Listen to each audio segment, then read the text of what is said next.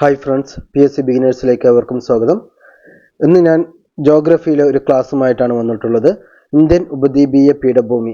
അതേസമയം SCERTയിൽ നമ്മൾക്ക് ഒരു ചാപ്റ്റർ ഉണ്ട്, ഭൗമ ചരിത്രമുറങ്ങുന്ന പീഠഭൂമി എന്ന് പറഞ്ഞിട്ട്. അതിൽ നിന്നും അതുപോലെ തന്നെ നമ്മൾ വേറെ ബുക്കുകളും കൺസൾട്ട് ചെയ്ത് നമ്മുടെ എക്സാമിന് വേണ്ടിയിട്ടുള്ള പോയിന്റ്സുമായിട്ടാണ് ഞാൻ ഇന്നത്തെ വന്നിരിക്കുന്നത്. അപ്പോൾ നമുക്ക് ഫസ്റ്റ് നോക്കേണ്ടത് എവിടെയൊക്കെയാണ് ഉപദ്വീപീയ പീഠഭൂമി ഉള്ളത്. അതിൻ്റെ ഒരു ഫോട്ടോ നമ്മുടെ SCERT ബുക്കിലുണ്ട്. അപ്പോൾ ഇതിൽ നമുക്ക് നോക്കിയാൽ തന്നെ അറിയാം. ഇതിൻ്റെ ആദ്യം അതിരുകൾ നോക്കാം. അപ്പോൾ അതിരുകൾ നോക്കുന്ന സമയത്ത് ആദ്യം പടിഞ്ഞാറ് ഭാഗത്ത് എന്താ ഉള്ളത്? പടിഞ്ഞാറ് ഭാഗത്ത് പശ്ചിമഘട്ടമുണ്ട്. അപ്പോൾ പടിഞ്ഞാറ് പശ്ചിമഘട്ടം. വടക്ക് പടിഞ്ഞാറ് എന്താ ഉള്ളത്? ആരവല്ലി പർവ്വത നിരകളുണ്ട്. അപ്പോൾ ഇതിൻ്റെ അതിര് എന്ന് പറയുന്നത് എന്തൊക്കെയാണ്? പടിഞ്ഞാറ് പശ്ചിമഘട്ടം, വടക്ക് പടിഞ്ഞാറ് ആരവല്ലി, വടക്ക് കിഴക്കായിട്ട് രാജ്മഹൽ കുന്നുകളുണ്ട്, കിഴക്കൻ അതിർത്തിയായിട്ട് പൂർവഘട്ടമുണ്ട്. അപ്പോൾ ഇതിന്റെ അതിർത്തികൾ എന്ന് പറയുന്നത് പടിഞ്ഞാറ് പശ്ചിമഘട്ടം, വടക്ക് പടിഞ്ഞാറ് ആരവല്ലി, വടക്ക് കിഴക്കായിട്ട് രാജ്മഹൽ കുന്നുകളുണ്ട്, കിഴക്ക് പൂർവഘട്ടമുണ്ട്. അതുപോലെ തന്നെ ഈ വടക്ക് കിഴക്ക് ഭാഗത്ത് തന്നെ ഷില്ലോങ്, കാർബി ആംഗ്ലോങ് പീഠഭൂമിയുണ്ട്. അതാണ് ഷില്ലോങ്, അതുപോലെ കാർബി ആംഗ്ലോങ് പീഠഭൂമിയും വടക്ക് കിഴക്കായിട്ട് ഇതിന്റെ അതിർത്തിയായി വരുന്നുണ്ട്. തെക്കതിർത്തി എന്താണ്? ഏലമല കുന്നുകളും അതുപോലെ ആനമുടിയൊക്കെ വരുന്നത്, നീലഗിരിയും വരുന്നത് തെക്ക് ഭാഗത്തായിട്ടാണ്. അപ്പോൾ ഇതിന്റെ അതിർത്തികളൊക്കെയാണ് ഞാൻ പറഞ്ഞത്. ഒന്ന് പശ്ചിമഘട്ടം, പടിഞ്ഞാറ്, വടക്ക് പടിഞ്ഞാറ് ആരവല്ലി, വടക്ക് കിഴക്ക് രാജ്മഹൽ കുന്നുകളുണ്ട്, ഷില്ലോങ് ആൻഡ് കാർബി ആംഗ്ലോങ് പീഠഭൂമിയുണ്ട്, കിഴക്ക് ഭാഗത്ത് പൂർവഘട്ടമുണ്ട്, തെക്കായിട്ട് നീലഗിരി അതുപോലെ ഏലമലകളും ഉണ്ട്. ഇനി നമുക്ക് SCERTയിൽ ആദ്യം വായിച്ച് നമുക്ക് അതിനുശേഷം നമുക്ക് കൂടുതൽ ഡീറ്റെയിൽസിലേക്ക് പോകാം. ഒന്ന്, ഉപദ്വീപീയ പീഠഭൂമിയുടെ ആകൃതി. എന്താണ് ആദ്യം പീഠഭൂമി എന്ന് പറഞ്ഞാൽ? അത് ഞാൻ പറയാൻ വിട്ടുപോയി. പീഠഭൂമി എന്ന് പറഞ്ഞാൽ സമീപ പ്രദേശങ്ങളിൽ നിന്ന് ഉയർന്നു നിൽക്കുന്നതും മുകൾ ഭാഗം പരന്ന് വിശാലവുമായ ഭൂരൂപങ്ങളെയാണ് നമ്മൾ പീഠഭൂമി എന്ന് പറയുന്നത്. അപ്പോൾ ഇതിൽ എഴുതിയിട്ടുണ്ട്, ഉപദ്വീപീയ ഇന്ത്യയുടെ ഭൂരിഭാഗവും ഉൾപ്പെടുന്ന ത്രികോണ സമാനമായ ഈ ഭൂപ്രകൃതി വിഭാഗത്തിന് സമുദ്രനിരപ്പിൽ നിന്ന് ശരാശരി 600 മീറ്റർ മുതൽ 900 മീറ്റർ വരെ ഉയരമുള്ളതായി കണക്കാക്കിയിട്ടുണ്ട്. അപ്പോൾ ഇതിൽ രണ്ട് ക്വസ്റ്റ്യൻസുകളുണ്ട്. ഒന്ന്, ഇന്ത്യൻ ഉപദ്വീപീയ പീഠഭൂമിയുടെ ആകൃതി, അത് ത്രികോണ സമാനമാണ്. അതുപോലെ ഇന്ത്യയിലെ ഏറ്റവും വിസ്തൃതമായ ഭൂവിഭാഗം എന്ന് പറയുന്നത് ഉപദ്വീപീയ പീഠഭൂമിയാണ്. ഏകദേശം 15 ലക്ഷം ചതുരശ്ര കിലോമീറ്റർ ആണ് ഉള്ളത്. അതുപോലെ തന്നെ ഇന്ത്യയിലെ ഏറ്റവും പഴക്കമേറിയ ഭൂവിഭാഗം എന്ന് പറയുന്നതും ഈ ഉപദ്വീപീയ പീഠഭൂമിയാണ്. അപ്പോൾ അതിന്റെ ശരാശരി ഉയരം എന്ന് പറയുന്നത് എത്രയാണ്? 600 മീറ്റർ മുതൽ 900 മീറ്റർ വരെയാണ് അതിന്റെ ശരാശരി ഉയരം എന്ന് പറയുന്നത്. വിശാലമായ പീഠപ്രദേശങ്ങളും അതിന് അതിർത്തി തീർക്കുന്ന മലനിരകളും കുന്നുകളും താരതമ്യേന ആഴം കുറഞ്ഞ നദീ താഴ്വരകളും വൈവിധ്യമാർന്ന നൈസർഗിക സസ്യജന്തുജാലങ്ങളും ഉൾപ്പെടുന്ന ഭൗതിക വൈവിധ്യം നിറഞ്ഞ ഈ ഭൂഭാഗം ഉപദ്വീപീയ പീഠഭൂമി എന്നാണ് അറിയപ്പെടുന്നത്. ഉപദ്വീപീയ പീഠഭൂമി എന്നും. ഉപദ്വീപീയ ഇന്ത്യയുടെ സിംഹഭാഗവും ഉൾക്കൊള്ളുന്നു എന്നതാണ് ആ പേരിന് ആധാരം. ലോകത്തിലെ ഏറ്റവും പ്രായം ചെന്ന ഭൂഭാഗങ്ങളിൽ ഒന്നാണ് ഉപദ്വീപീയ പീഠഭൂമി എന്ന് പറയുന്നത്.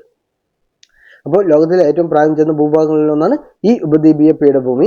ഇന്ത്യയിലെ ഭൂപ്രകൃതി വിഭാഗങ്ങളിൽ ഏറ്റവും വിസ്തൃതമായ ഉപദ്വീപീയ പീഠഭൂമിയിലെ ഭൗതിക വൈവിധ്യവും വിഭവ അടിത്തറയും അവ ജനങ്ങളിൽ എങ്ങനെ സ്വാധീനം ചെലുത്തും നോക്കാം. അപ്പോൾ ഇതിൽ എഴുതിയിട്ടിരുന്ന വാക്ക് നോക്കും. ഇന്ത്യയിലെ ഭൂപ്രകൃതി വിഭാഗങ്ങളിൽ ഏറ്റവും വിസ്തൃതമായ ഭാഗം ഏതാണെന്ന് ചോദിച്ചാൽ നമ്മൾ എന്താണ് എഴുതേണ്ടത്? ഉപദ്വീപീയ പീഠഭൂമിയാണ് എഴുതേണ്ടത്. ഇങ്ങനെ നമ്മൾ വായിക്കുമ്പോൾ ഇതെല്ലാം നമ്മൾ ശ്രദ്ധിച്ചിട്ട് വേണം പോകാൻ. ഇനി ഇതിൽ എഴുതിയിട്ടുണ്ട്, പീഠഭൂമി എന്നാൽ എന്താണ്? ചുറ്റുപാടുകളിൽ നിന്ന് ഉയർന്ന് സ്ഥിതി ചെയ്യുന്നതും അതിനുശേഷം ഏറെക്കുറെ നിരപ്പാർന്നതും അതിവിശാലമായ ഉപരിതലത്തോട് കൂടിയതുമായ ഭൂപ്രദേശങ്ങളാണ് പീഠഭൂമികൾ എന്ന് പറയുന്നത്.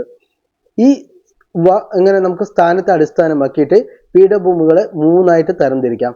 ഒന്ന് വന്നിട്ട് പർവ്വതങ്ങളാൽ വലം ചെയ്യപ്പെട്ട പീഠഭൂമികൾ, അല്ലെങ്കിൽ ഇന്റർ മൗണ്ടൻ പ്ലേറ്റ് എന്ന് പറയാം. രണ്ടാമത്തത് പർവ്വത അടിവാരങ്ങളിൽ സ്ഥിതി ചെയ്യുന്ന പീഠഭൂമികൾ എന്ന് പറയുന്നത്. മൂന്നാമത്തതാണ് കോണ്ടിനെന്റൽ പ്ലേറ്റ് അല്ലെങ്കിൽ വൻകര പീഠഭൂമികൾ എന്ന് പറയുന്നത്. ഈ ഉപദ്വീപീയ പീഠഭൂമിയുടെ അതിർത്തികൾ ഇതിൽ തന്നിട്ടുണ്ട്. പടിഞ്ഞാറ് എന്താണ്? പശ്ചിമഘട്ടം, കിഴക്ക് പൂർവഘട്ടം അരികുകളായിട്ടുള്ള ഉപദ്വീപീയ പീഠഭൂമി ഉത്തരേന്ത്യൻ സമതലത്തിന് തെക്കായി സ്ഥിതി ചെയ്യുന്നു. അപ്പോൾ നമ്മൾ കഴിഞ്ഞ ക്ലാസ്സുകൾ പഠിച്ചിരുന്നു. ആദ്യം എന്താ പഠിച്ചത്? ഉത്തരേന്ത്യൻ പർവ്വത മേഖല പഠിച്ചു. അതിനുശേഷം ഉത്തരേന്ത്യൻ സമതലത്തെ കുറിച്ച് പഠിച്ചു. ഉത്തരേന്ത്യൻ സമതലത്തിന്റെ മറ്റൊരു പേരെന്താണ്? ഗംഗ ബ്രഹ്മപുത്ര സിന്ധു ഗംഗ ബ്രഹ്മപുത്ര സമതലം എന്നറിയപ്പെടുന്നു. ഉത്തരേന്ത്യൻ സമതലത്തെ കുറിച്ച് പറഞ്ഞു. അതിനും തെക്കായിട്ടാണ് നമ്മുടെ ഉപദ്വീപീയ പീഠഭൂമി സ്ഥിതി ചെയ്യുന്നത്. അതിന്റെ വിസ്തൃതി എന്ന് പറയുന്നത് എന്താണ്? 16 ലക്ഷം ചതുരശ്ര കിലോമീറ്റർ ആണ് അതിന്റെ വിസ്തൃതി എന്ന് പറയുന്നത്. ഈ ഭൂഭാഗത്തെ സ്ഥാനത്തിന്റെ അടിസ്ഥാനത്തിൽ പൊതുവെ രണ്ടായിട്ട് തരംതിരിക്കാം. അതൊക്കെയാണ് ഡക്കാൻ പീഠഭൂമി എന്നും മധ്യ ഉന്നത തടം എന്നും പറയാം. പക്ഷെ നമ്മൾ വേറെ വെളിയിലുള്ള ബുക്കുകളൊക്കെ നോക്കുകയാണെങ്കിൽ അതിനെ വീണ്ടും ഒന്നും കൂടി ആയിട്ട് തിരിച്ചിട്ടുണ്ട്. ഡക്കാൻ പീഠഭൂമി, മധ്യമേടുകൾ, വടക്കു കിഴക്കൻ പീഠഭൂമി എന്നിങ്ങനെ മൂന്നായിട്ട് ചിലവിടെ തിരിച്ചിട്ടുണ്ട്. പക്ഷെ SCERT പ്രകാരം രണ്ടായിട്ടാണ് അത് നമ്മൾ ഇതാക്കുക. അപ്പോൾ എന്തൊക്കെയാണ്? ഡക്കാൻ പീഠഭൂമി എന്നും അതുപോലെ തന്നെ മധ്യ ഉന്നത തടം എന്നും പിന്നെ മൂന്നാമത്താണ് വടക്ക് കിഴക്കൻ പീഠഭൂമി എന്നും ഇങ്ങനെ മൂന്നായിട്ടാണ് ഈ ഉപദ്വീപീയ പീഠഭൂമിയെ തിരിച്ചിരിക്കുന്നത്. ഇതിൽ രണ്ടായിട്ട് കൊടുത്തിട്ടുള്ളൂ, അത് ശ്രദ്ധിക്കാം. ഡക്കാൻ പീഠഭൂമി പശ്ചിമഘട്ടം, പൂർവ്വഘട്ടം എന്നീ മലനിരകൾക്കിടയിലായി സത്പുര പർവ്വതത്തിന് തെക്കുള്ള വിശാല ഭൂപ്രദേശമാണ് ഡക്കാൻ പീഠഭൂമി എന്ന് പറയുന്നത്. അപ്പോൾ ഈ സത്പുരയ്ക്ക് തെക്കായിട്ട് കാണുന്ന ഈ ഉപദ്വീപീയ പീഠഭൂമിയുടെ പാർട്ടിനെയാണ് ഡക്കാൻ പീഠഭൂമി എന്ന് പറയുന്നത്. അപ്പോൾ ഇതിന്റെ വടക്കേ അതിര് ഏതൊക്കെയാണ്? സത്പുര പർവ്വതത്തിന്റെ തെക്കാണെന്ന് പറഞ്ഞു. അപ്പോൾ സത്പുര പർവ്വതം, മെക്കാല നിര, മഹാദിയ കുന്നുകൾ എന്നീ മലനിരകൾ ഡക്കാൻ പീഠഭൂമിയുടെ വടക്കേ അതിരാണ്.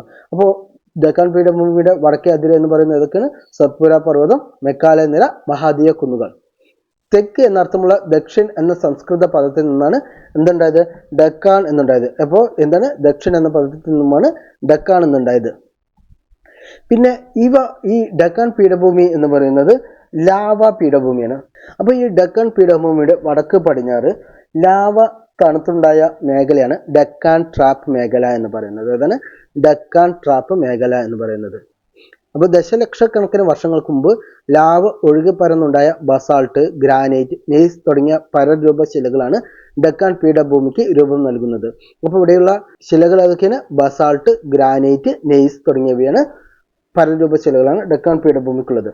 അപ്പോൾ ഈ ഡക്കാൻ പീഠഭൂമിയെ കുറിച്ച് വീണ്ടും പറയുമ്പോൾ നമുക്ക് അറിയേണ്ട കാര്യം, ഈ ഡക്കാൻ പീഠഭൂമിയുടെ പ്രധാന മണ്ണിനം എന്ന് പറയുന്നത് ഏതാണ്?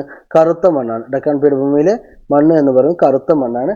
അതുപോലെ ഡക്കാണിന്റെ രാജ്ഞി എന്നറിയപ്പെടുന്ന പട്ടണമാണ് പൂനെ. അത് മഹാരാഷ്ട്രയിലാണുള്ളത്. മഹാരാഷ്ട്രയിലെ പൂനെയാണ് ഡക്കാണിലെ രാജ്ഞി എന്നറിയപ്പെടുന്നത്. ലോകത്തിലെ ഏറ്റവും വലിയ ലാവ പീഠഭൂമിയാണ് ഡക്കാൻ പീഠഭൂമി എന്ന് പറയുന്നത്. അപ്പോൾ ഈ ലാവ ഒഴുകി പരന്നുണ്ടായ ബസാൾട്ട്, ഗ്രാനൈറ്റ്, നെയ്സ് തുടങ്ങിയ പരരൂപശിലകളാണ് ഡക്കാൻ പീഠഭൂമിക്ക് രൂപം നൽകിയത്. അതുപോലെ തന്നെ ഏറ്റവും വലിയ ലാവ പീഠഭൂമിയാണ് ഡക്കാൻ പീഠഭൂമി എന്ന് പറയുന്നത്. ഡക്കാൻ പീഠഭൂമിയുടെ വടക്കു പടിഞ്ഞാറ് ഭാഗം ഞാൻ പറഞ്ഞിരുന്നു, ലാവ തണുത്തുറന്നുണ്ടായ ഭാഗമാണ്. ആ മേഖലയെ ഡക്കാൻ ട്രാപ്പ് എന്ന് വിളിക്കുന്നു. ഇത് എന്തുകൊണ്ടാണ് നിർമ്മിച്ചിരിക്കുന്നത്? ബസാൾ എന്ന ലാവാശിലകളാൽ നിർമ്മിതമാണ്. അവ എന്താ വിളിക്കുന്നത്? ഡക്കാൻ ട്രാപ്പ് മേഖല എന്നാണ് ആ ഒരു പ്രദേശത്തെ വിളിക്കുന്നത്. ബസാൾട്ട് ശിലയ്ക്ക് അപക്ഷയം സംഭവിച്ച് രൂപം കൊള്ളുന്ന കറുത്ത മണ്ണാണ് ഈ മേഖലയുടെ സവിശേഷത എന്ന് പറയുന്നത്. റിഗർ മണ്ണ് എന്നറിയപ്പെടുന്ന ഫലഭൂയിഷ്ഠിതയും അതുപോലെ ജലസംരക്ഷണ ശേഷിയുമുള്ള ഈ മണ്ണ് വേനലിലും കാർഷിക വിളകൾക്ക് സംരക്ഷണമേകുന്നു. പരുത്തി കൃഷിക്ക് ഏറെ പ്രയോജനപ്രദമായതിനാൽ ഈ മണ്ണിന് കറുത്ത പരുത്തി മണ്ണ് എന്നും പേരുണ്ട്. ചുണ്ണാമ്പ്, ഇരുമ്പ്, മഗ്നീഷ്യം, അലുമിനിയം തുടങ്ങിയ ധാതു ലവണങ്ങൾ റിഗർ മണ്ണിന്റെ പ്രത്യേകതയാണ്. അപ്പോൾ ഇതിൽ നിന്ന് നമ്മൾ എന്തൊക്കെയാണ് പഠിച്ചത്? ഒന്ന്, അവിടെയുള്ള മണ്ണാണ് കറുത്ത മണ്ണ് എന്ന് പറയുന്നത്. പരുത്തി കൃഷിക്ക് വളരെ അനുയോജ്യമാണ്, കറുത്ത പരുത്തി മണ്ണ് എന്ന് വിളിക്കുന്നു. അതുപോലെ തന്നെ അവിടെയുള്ള പ്രധാന ധാതു ലവണങ്ങളാണ് ചുണ്ണാമ്പ്, ഇരുമ്പ്, മഗ്നീഷ്യം, അലുമിനിയം എന്നിവ. ധാതുക്കളുടെ കലവറ എന്നറിയപ്പെടുന്നത് അതുകൊണ്ടാണ്. ഈ ഉപദ്വീപീയ പീഠഭൂമിയെ നമ്മൾ എന്താ പറയുന്നത്? ധാതുക്കളുടെ കലവറ എന്നറിയപ്പെടുന്ന പ്രദേശമാണ് ഈ ഉപദ്വീപീയ പീഠഭൂമി എന്ന് പറയുന്നത്. അപ്പൊ ഈ ഡക്കാൻ പീഠഭൂമി എന്ന് പറയുന്നത് എന്താണ്? ഈ ഉപദ്വീപീയ പീഠഭൂമിയിലെ തെക്കായ പ്രദേശമാണ് ഡക്കാൻ പീഠഭൂമി എന്ന് പറയുന്നത്. അതിന്റെ ആകൃതി എന്താണ്? ത്രികോണ ഷേപ്പാണെന്ന് പറഞ്ഞു. ഇത് എങ്ങനെയാ സ്ഥിതി ചെയ്യുന്നത് വെച്ചാൽ ഇവിടുന്ന്, അതായത് പശ്ചിമഘട്ടത്തിൽ നിന്ന് ഈ ഒരു ലെവലിലേക്കാണ്, അതായത് പടിഞ്ഞാറ് നിന്ന് കിഴക്കോട്ട് പോകുമ്പോൾ ചരിഞ്ഞിട്ടുള്ള ഒരു ആകൃതിയിലാണ് ഡക്കാൻ പീഠഭൂമി സ്ഥിതി ചെയ്യുന്നത്.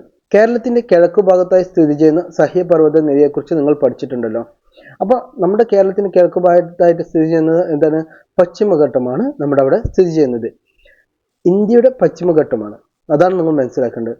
അപ്പോൾ കേരളത്തിന് കിഴക്ക് ഭാഗത്തായിട്ടും സ്ഥിതി ചെയ്യുന്നത്. അതുകൊണ്ട് പൂർവ്വഘട്ടവും എന്താണ് പശ്ചിമഘട്ടവും എന്തുകൊണ്ട് വരുന്നത് വെച്ചാൽ ഇന്ത്യയുടെ പൊസിഷൻ വെച്ചിട്ടാണ് നമ്മൾ നോക്കുന്നത്. അതുകൊണ്ടാണ് ഈ പശ്ചിമഘട്ടത്തിന് പശ്ചിമഘട്ടം, കേരളത്തിന് കിഴക്ക് ഭാഗത്തായിട്ടും പശ്ചിമഘട്ടം എന്ന് പേര് വന്നിരിക്കുന്നത്. പൂർവ്വഘട്ടം എന്ന് പറയുന്നത് ഇന്ത്യയുടെ അതിരിൽ ഈ കിഴക്ക് ഭാഗത്തായിട്ടാണ് സ്ഥിതി ചെയ്യുന്നത്. അതുകൊണ്ടാണ് അതിനെ പൂർവ്വഘട്ടം എന്ന് പറയുന്നത്. കേരളത്തിന്റെ കിഴക്ക് ഭാഗത്തായി സ്ഥിതി ചെയ്യുന്ന സഹ്യപർവ്വത നിരയെക്കുറിച്ച് നിങ്ങൾ പഠിച്ചിട്ടുണ്ടല്ലോ. നമ്മുടെ കാലാവസ്ഥയിലും ജൈവ വൈവിധ്യത്തിലും ജനജീവിതത്തിലും നിർണായക സ്വാധീനമാണ് സഹ്യപർവ്വത നിരക്കുള്ളത്. അപ്പോൾ ഇതെങ്ങനെയാണ് നമ്മൾ സ്വാധീനിക്കുന്നത് നമുക്കറിയാം. ജൂൺ ജൂലൈ മാസങ്ങളിലുള്ള മൺസൂൺ മഴമേഘങ്ങളെ തടഞ്ഞു നിർത്തി കേരളത്തിന് നമുക്ക് മഴ ഒരുപാടുണ്ടാവുകയും അതേസമയം തമിഴ്നാട്ടിന് മഴനിഴൽ പ്രദേശമാക്കുകയും ചെയ്യുന്നതെല്ലാം ഈ സഹ്യപർവ്വതത്തിന്റെ കളികളാണ്. തെക്ക് കന്യാകുമാരി മുതൽ വടക്ക് ഗുജറാത്ത് വരെ ഏകദേശം 1600 കിലോമീറ്റർ നീളത്തിൽ വ്യാപിച്ചിരിക്കുന്ന ഈ മലനിരയ്ക്ക് പശ്ചിമഘട്ടം എന്നാണ് പൊതുവായ പേര്. അപ്പോൾ ഈ പശ്ചിമഘട്ടം വ്യാപിച്ചിരിക്കുന്ന സംസ്ഥാനങ്ങൾ ഏതൊക്കെയാണ്? ആദ്യം നോക്കുക ഗുജറാത്ത്. ഗുജറാത്തിന്റെ അടുത്ത് എവിടെയുള്ളത്? അടുത്ത് താഴെ എന്താണുള്ളത്? മഹാരാഷ്ട്ര. മഹാരാഷ്ട്രയ്ക്ക് ശേഷം ഏതുള്ളത്? ഗോവ. ഗോവയ്ക്ക് ശേഷം കർണാടക. കർണാടകയ്ക്ക് ശേഷം കേരള. അപ്പോൾ ഇത്രയും സ്ഥലങ്ങളിലൂടെ വ്യാപിച്ചു കിടക്കുന്ന മലനിരയാണ് ഈ പശ്ചിമഘട്ടം എന്ന് പറയുന്നത്. ഇനി ഈ പശ്ചിമഘട്ടം കേരളത്തിൽ അറിയപ്പെടുന്നത് എന്താണ്? സഹ്യപർവ്വതം. പശ്ചിമഘട്ടം മഹാരാഷ്ട്ര, കർണാടക എന്നിവിടങ്ങളിൽ അറിയപ്പെടുന്ന പേരെന്താണ്? സഹ്യാദ്രി എന്നാണ് അറിയപ്പെടുന്നത്. സഹ്യാദ്രി. പശ്ചിമഘട്ടം തമിഴ്നാട്ടിൽ അറിയപ്പെടുന്നതോ? നീലഗിരിമല. എന്താണ്? നീലഗിരിമല. പിന്നെ പശ്ചിമഘട്ടത്തിലെ പ്രധാന ചുരങ്ങളാണ് ബോർഘട്ട്, കാൽഘട്ട്, പാലക്കാട് ചുരം, ചെങ്കോട്ട ചുരം. അതൊക്കെയാണ് പാലക്കാട് ചുരവും അതുപോലെ തന്നെ ചെങ്കോട്ട ചുരം നമുക്ക് ഈസി ആയിട്ട് ഓർമ്മിക്കാൻ പറ്റും. പാലക്കാട്, ചെങ്കോട്ട, ബോർഘട്ട്, താൽഘട്ട്. അതൊക്കെയാണ് ബോർഘട്ട്, താൽഘട്ട്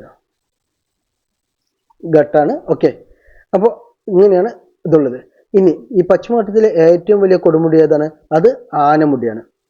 ഏറ്റവും വലിയ കൊടുമുടി ആനമുടിയാണ്. അതുപോലെ തന്നെ ഡെക്കാൻ പീഠഭൂമിയിലെ ഏറ്റവും ഉയരം കൂടിയ ഭാഗം എന്ന് പറയുന്നത് ഏതാണ്?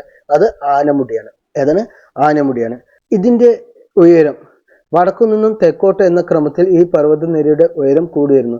അപ്പോൾ ആക്ച്വലി ആരംഭിക്കുന്നത് നമ്മുടെ തെക്കിൽ നിന്നും ഉയരം കൂടിയിട്ട് വടക്ക് ഗുജറാത്ത് പോകുന്ന സമയത്ത് അതിന്റെ ഉയരം കുറഞ്ഞു വരികയാണ് ചെയ്യുന്നത്. ഉപദ്വീപീയ ഇന്ത്യയിലെ ഏറ്റവും ഉയരമുള്ള കൊടുമുടിയായ ആനമുടി. എന്താണ്? ഉപദ്വീപീയ ഇന്ത്യയിലെ ഏറ്റവും തന്നെ ഉയരമുള്ള കൊടുമുടിയായ ആനമുടി പശ്ചിമഘട്ടത്തിലെ ആനമലയിലാണ്. പശ്ചിമഘട്ടത്തിലെ ആനമലയിലാണ് ആനമുടി സ്ഥിതി ചെയ്യുന്നത്. അതാണ് ഉപദ്വീപീയ ഇന്ത്യയിലെ തന്നെ ഏറ്റവും ഉയരമുള്ള കൊടുമുടി എന്ന് പറയുന്നത്.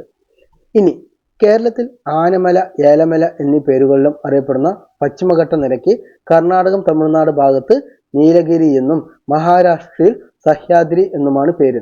ഈ ചില ബുക്കുകളിൽ കർണാടകത്തിലും മഹാരാഷ്ട്രയിലും അറിയപ്പെടുന്നത് സഹ്യാദ്രി എന്നാണ് എഴുതിയിരിക്കുന്നത്. നമുക്ക് SCERT നോക്കുകയാണെന്ന് വെച്ചാൽ മഹാരാഷ്ട്രയിൽ സഹ്യാദ്രി എന്നും തമിഴ്നാട് ഭാഗത്ത് നീലഗിരി എന്നും അറിയപ്പെടുന്നു. തമിഴ്നാട് നീലഗിരിയിൽ ഉൾപ്പെട്ട ദൊട്ടംപേട്ട ഈ മേഖലയിലെ മറ്റൊരു പ്രധാന കൊടുമുടിയാണ്. അപ്പോൾ ഈ ദൊട്ടംപേട്ടയ്ക്ക് വേറൊരു പ്രത്യേകതയുണ്ട്. എന്താണ് ദൊട്ടംപേട്ടയിലെ ഇത്? നീലഗിരി കുന്നുകളിലെ ഏറ്റവും ഉയരം കൂടിയ പ്രദേശമാണ് ദൊട്ടംപേട്ട എന്ന് പറയുന്നത്. ഏതാണ്? ദൊട്ടംപേട്ട. ഏതാണ്? നീലഗിരിയിലെ ഏറ്റവും ഉയരം കൂടിയ മേഖലയാണ്, പ്രദേശമാണ് ദൊട്ടംപേട്ട എന്ന് പറയുന്നത്. ഈ നീലഗിരി കുന്നുകളെ കുറിച്ച് നോക്കണമെന്ന് വെച്ചാൽ എന്താണ്? ഇത് അവിടെ വെച്ചാണ് ഈ പശ്ചിമഘട്ടവും പൂർവ്വഘട്ടവും തമ്മിൽ ബന്ധിപ്പിക്കുന്നത്. എവിടെ വെച്ചാണ്? നീലഗിരി കുന്നുകളിൽ വെച്ചാണ്. നീലഗിരിയുടെ റാണി എന്നറിയപ്പെടുന്നത് ഏതാണ്? ഊട്ടിയാണ്. ഡക്കാൻ പീഠഭൂമിയുടെ കിഴക്കുള്ള പ്രദേശം ഏതാണ്? കിഴക്കുള്ള മലനിര ഏതാണ്? അത് പൂർവ്വഘട്ടം. പടിഞ്ഞാറുള്ള പർവ്വതനിരയാണ് പശ്ചിമഘട്ടം എന്ന് പറയുന്നത്.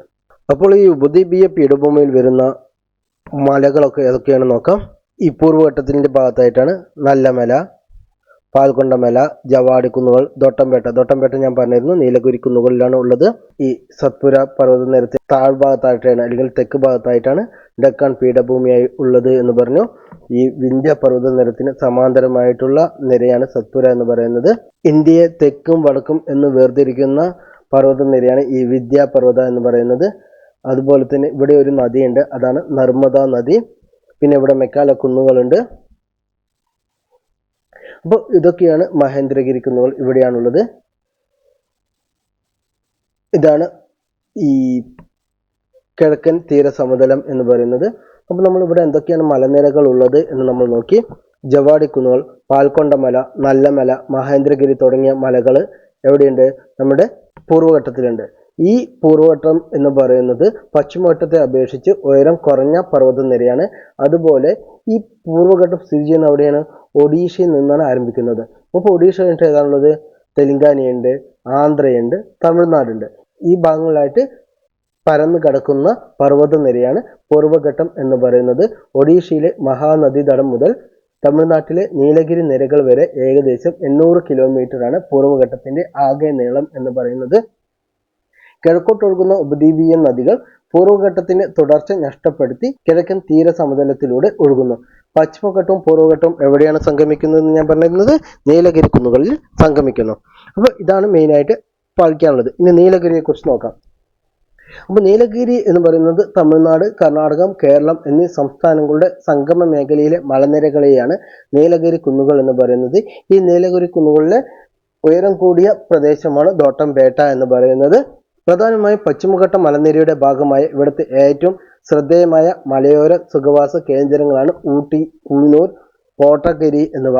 ഈ ഊട്ടിനെ എന്താ നമ്മൾ പറയുന്നത് നീലഗിരിയുടെ റാണി എന്നാണ് അറിയപ്പെടുന്നത്. കുന്നുകളുടെ രാജ്ഞി എന്നറിയപ്പെടുന്ന ഊട്ടി അല്ലെങ്കിൽ ഉദകമണ്ഡലം ദക്ഷിണേന്ത്യയിലെ ഒരു പ്രധാന വിനോദസഞ്ചാര കേന്ദ്രമാണ്. മനോഹരവും വിശാലവുമായ പുൽമേടുകളും മിതോഷ്ണ സസ്യജാലങ്ങളും സുഖശീതളമായ കാലാവസ്ഥയും തേയിലത്തോട്ടങ്ങളും വാണിജ്യ പച്ചക്കറി കൃഷിയും മാലിന്യമുക്തമായ പരിസ്ഥിതിയും നീലഗിരിയെ ആകർഷകമാക്കുന്നു. ജൈവവൈവിധ്യ സമ്പന്നമായ നീലഗിരിയാണ് ഇന്ത്യയിലെ ആദ്യത്തെ ജൈവമണ്ഡല ഉദ്യാനം. അപ്പൊ ഇന്ത്യയിലെ ആദ്യത്തെ ജൈവമണ്ഡല ഉദ്യാനം എന്ന് പറയുന്നത് എവിടെയാണ്? നീലഗിരിയാണ്. ഡക്കാന്റെ രാജ്ഞി എന്നറിയപ്പെടുന്നതാണ് പൂനെയാണ്.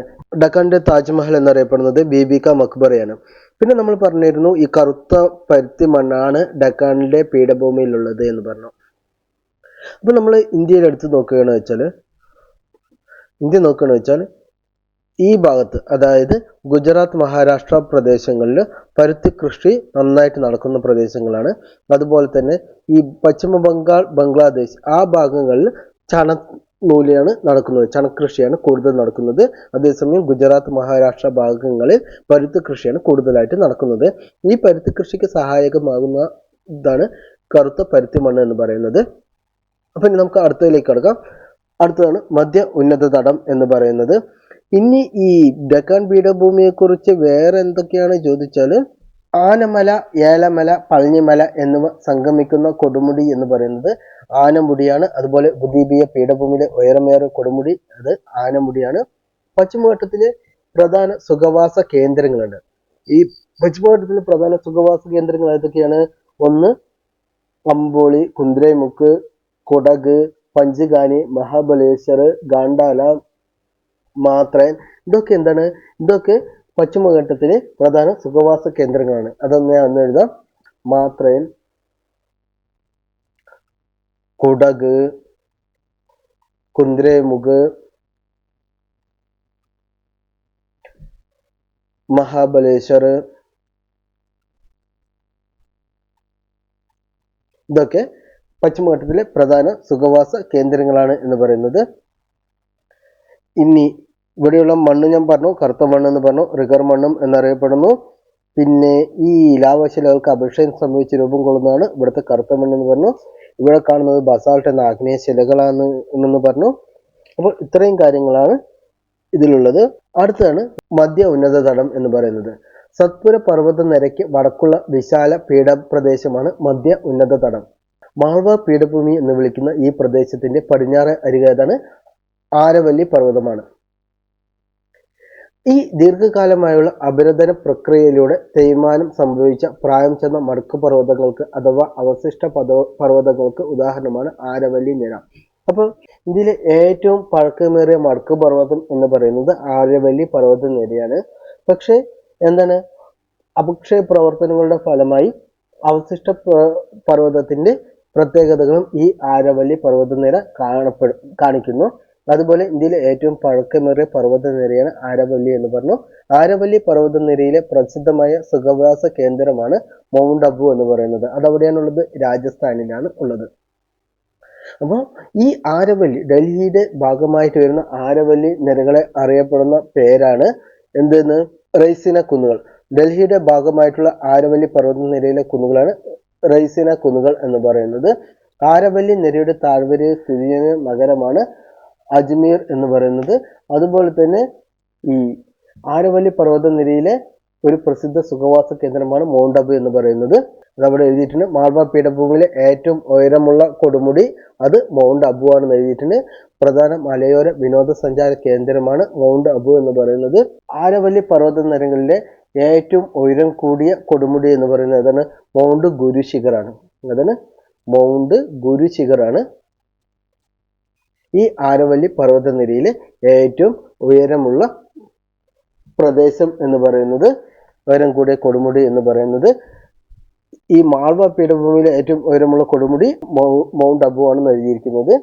ഇനി ഈ മൗണ്ട് അബുവും അതുപോലെ തന്നെ ഗുരുശിഖർ, മൗണ്ട് ഗുരുശിഖറിനെയും മൗണ്ട് അബുവിനെയും തമ്മിൽ വേർതിരിക്കുന്ന ഒരു ചുരമുണ്ട്. അതാണ് ഗോരംഘട്ട് ചുരം. ഏതാണ്? ഗോരംഘട്ട് ചുരം. നമ്മുടെ വേറെ ബുക്കുകളിലെല്ലാം എഴുതിയിരിക്കുന്നത് ആരവല്ലി പർവ്വതനിരയിലെ ഏറ്റവും ഉയരം കൂടിയ കൊടുമുടി എന്നറിയപ്പെടുന്നത് മൗണ്ട് ഗുരു ശിഖറാണ്. മധ്യ ഉന്നത തടത്തിന്റെ കിഴക്ക് ഭാഗത്തായി സ്ഥിതി ചെയ്യുന്ന പീഠഭൂമിയാണ് ഛോട്ടാ നാഗ്പൂർ പീഠഭൂമി എന്ന് പറയുന്നത്. അപ്പൊ ഇത് നമുക്കൊന്ന് നോക്കാം.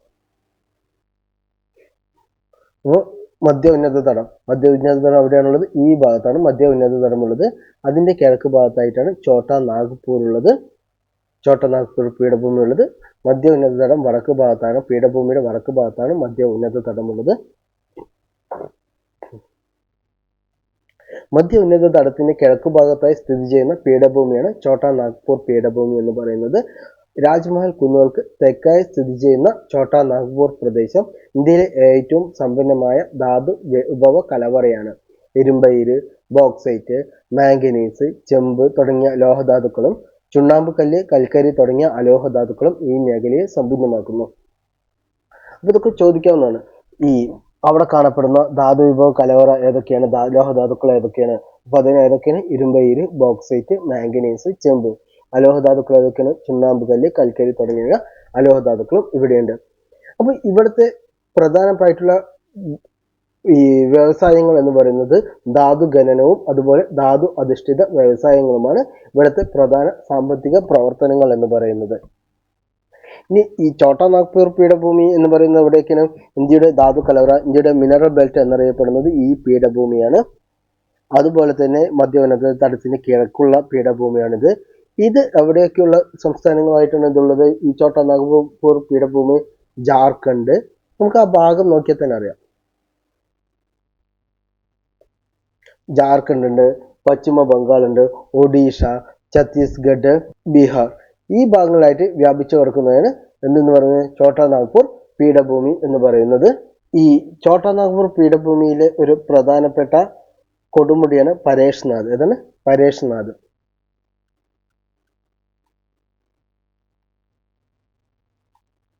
അതുപോലെ തന്നെ ഈ ഛോട്ടാ നാഗ്പൂർ പീഠഭൂമിയുടെ റാണി എന്നറിയപ്പെടുന്നത് ഏതാണ്? നേതാർഹട്ട്. ഏതാണ്?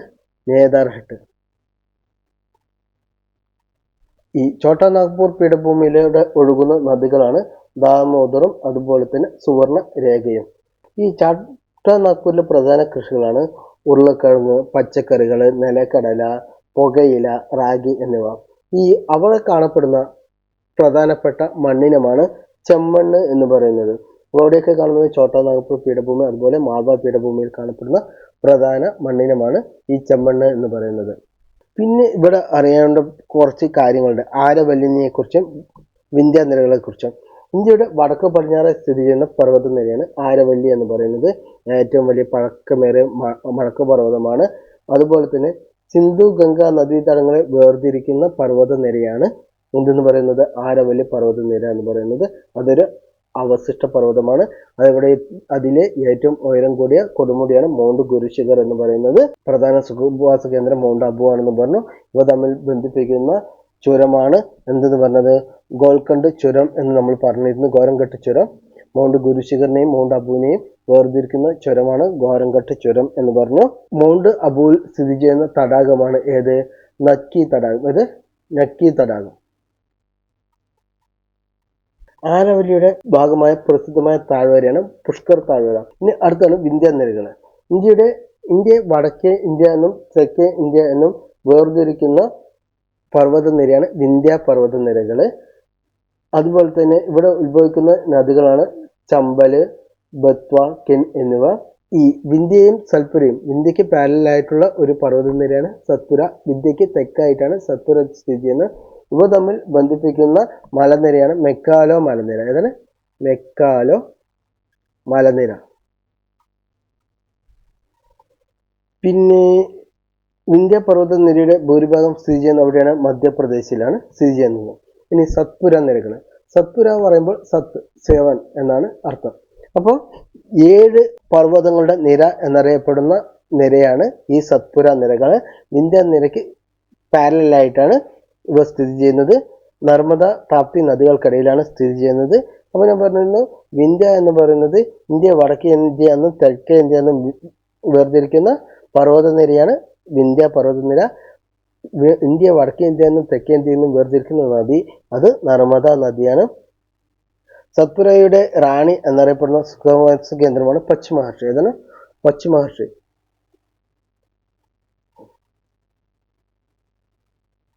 സത്പുരയുടെ റാണി എന്നറിയപ്പെടുന്ന സുഖവാസ കേന്ദ്രമാണ് പശ്ചിമഹർഷി എന്ന് പറയുന്നത്. പിന്നെ അസർഗഡ് ചുരം, ഈ ഡെക്കാനിലേക്കുള്ള കവാടം എന്നറിയപ്പെടുന്ന ചുരമാണ് അസർഗഡ് ചുരം എന്ന് പറയുന്നത്. സത്പുര പർവ്വതനിരയിലെ ഏറ്റവും ഉയരം കൂടിയ പർവ്വതമാണ് ധൂപ്ഗർഹ്. എന്താണ്? ധൂപ്ഗർഹ്. ഈ സത്പുര നിരയിലെ ഏറ്റവും ഉയരം കൂടിയ പ്രദേശമാണ്, കൊടുമുടിയാണ്, പർവ്വതമാണ് ധൂപ്ഗർഹ് എന്ന് പറയുന്നത്. അപ്പോൾ നമുക്ക് ഇനി അടുത്ത ക്ലാസ് ഉപദ്വീപീയ പീഠഭൂമിയിലെ കാലാവസ്ഥാ വൈവിധ്യങ്ങളെ കുറിച്ച് നമുക്ക് നോക്കാം.